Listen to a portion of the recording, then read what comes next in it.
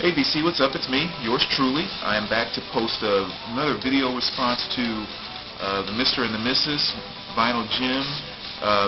They've been doing that Obsession Contest, which I think runs through October. It might have been September, but regardless, I'm going to do another response to it because it was a very cool question, as always. Mr and Mrs too. Wants to make sure I say hi to you guys. Hope everything's going well. And hopefully I will be able to get down there pretty soon to visit you guys. Things are starting to line up a little better. I might have some more free time, so I'll be getting in touch with you and all that good stuff. But I'm kind of seeing what your guys' schedules are like. But until then, I want to do my third response to your obsession thread. But before I do, let me show this playing in the background, of course, which is New Order, Substance. Very nice 2 LP set. As I've mentioned before, it's one of my favorite covers. I like how the plain simplicity of it, which goes along with the greatness of the music.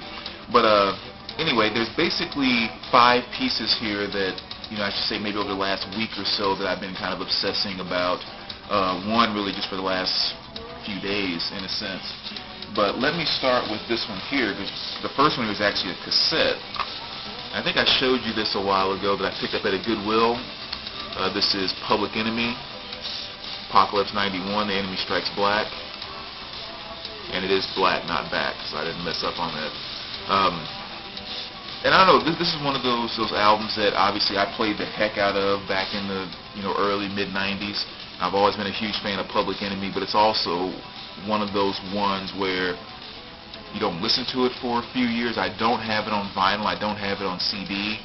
So, I haven't heard it in a few years. I have one of the songs, I think Can't Trust It. I have that song on a 12-inch single on vinyl, but not the full album.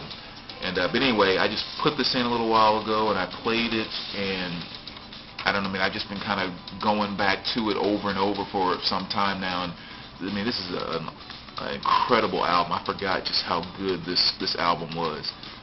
Vintage Public Enemy, I just literally forgot some of the great songs that were on it. So I've been obsessing about this a little bit this week. And kind of a cool cassette too. It is a regular clear cassette there.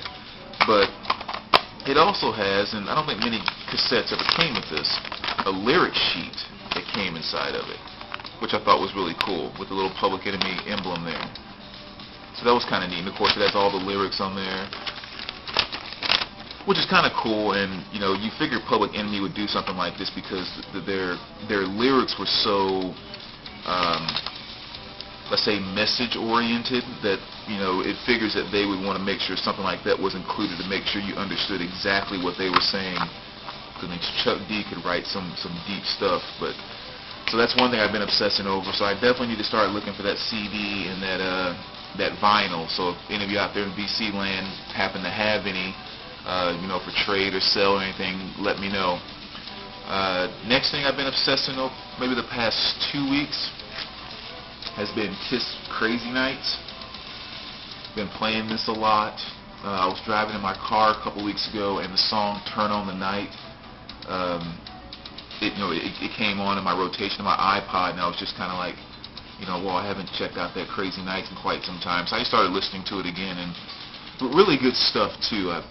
Especially when you get into the 80s Kiss, I've always felt that I label Kiss more as party rock than necessarily hard rock, or definitely not metal. I hate when people put, especially Kiss and AC/DC, those two bands that people call metal, just drives me crazy. But whole different video.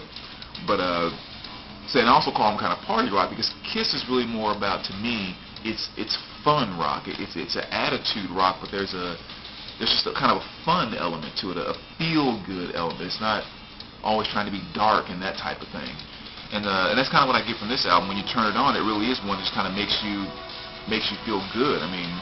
Songs like Crazy Nights, Thief in the Night, Turn on the Night, and then you have nice ballads like Reason to Live, which is also a very nice piece. So that's been one that I've been spinning a little bit of an obsession the past week or so. This is one that I just got a couple days ago, and I actually showed you this, but between the way I was spinning the CD and now getting the vinyl, it's just kind of really gone out of control. Henry, thanks again, my friend. Sepultura, man, cannot stop listening to this thing. This album is a beast, which I knew, but again, getting the vinyl and listening to it, it's just going to another level again, so I'm going to be obsessing about this one for quite some time, guaranteed. Next on the list here is Riot. Again, a record I wasn't very familiar with. I think I talked about it a little bit when I got it. Maybe it was like maybe a month ago or a month or two ago I did it in a video. And so I listened to it, and it was like really, really good stuff. And I finally said, like, okay, kind of done listening to it. I put it back on the shelf. And then LJ did that video the other day where he was playing this record, and I was like, gosh, I got to go back to it now. So I went and pulled it out again. Again, just a really, really impressive record. The only Riot record that I own, actually, but I've heard others, but this is the only one I've ever bought, and you know, so far this is definitely their best one to me. So definitely gonna spin in that one. And the last one here, this has been an obsession to a degree where it has actually taken over my favorite album by this band, and it is Power Slave by Iron Maiden.